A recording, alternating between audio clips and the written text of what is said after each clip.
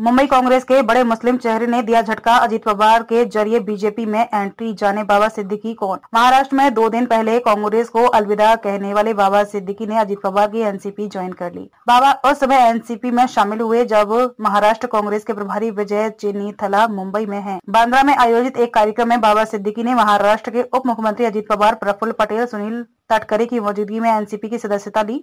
इस मौके पर बाबा ने कहा कि मैं खुली किताब हूं, मैं खानदानी आदमी हूं, मैं किसी की बुराई नहीं करना चाहता।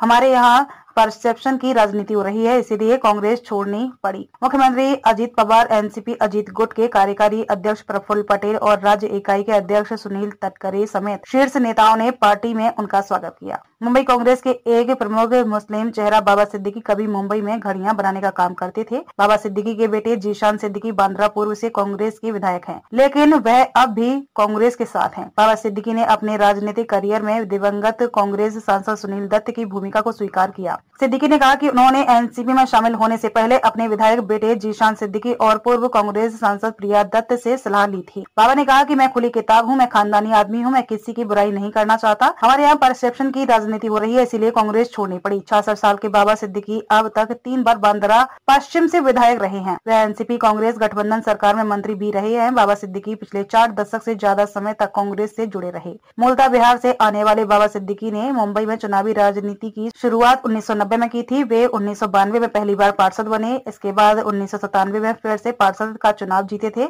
1999 में बाबा सिद्दीकी पहली बार विधायक बने। उसके बाद वह 2004 से 2009 में भी विधानसभा चुनाव जीतकर विधायक बने। 2004 से लेकर 2008 तक बाबा सिद्दीकी महाराष्ट्र के मंत्री भी रहे।